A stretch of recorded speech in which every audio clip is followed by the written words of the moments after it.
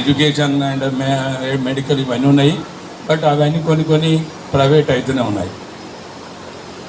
అందులో నా ఉద్దేశం ఏంటంటే దీని మీద మనకేంటంటే ప్రజెంట్ అసోసియేషన్స్ కూడా చాలా స్ట్రాంగ్గా ఆ మేనేజ్మెంట్తో కానీ గవర్నమెంట్తో అసలు దీనికి ఇన్హెరెంట్ రీజన్ ఎందుకు, అసలు ఇన్హెరెంట్ కారణం ఏందని చెప్తున్నారా, అసలు ఆ విషయం బయటకు వస్తుందా, అసలు దేని కొరకు థర్డ్ డిస్కమ్ వస్తుంది.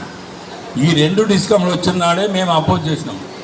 1994 చంద్రబాబు నాయుడు గారు ఉన్నప్పుడు నేను అప్పుడు సెక్రటరీ జనరల్ ఉన్నా APSC engineers association. We opposed the unbundling of APSC.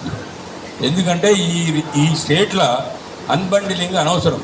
పెద్ద స్టేట్లలో కానీ నేషనల్ లెవెల్లో కానీ ఫెడరల్ సిస్టమ్ ఉంటుంది, వేరియస్ స్టేట్స్ ఉంటాయి. అప్పుడు ఐడల్ కానీ ధర్మల్ కానీ డిస్కామ్ కానీ వేరే కొన్ని ఆర్గనైజేషన్స్ పెట్టవచ్చు.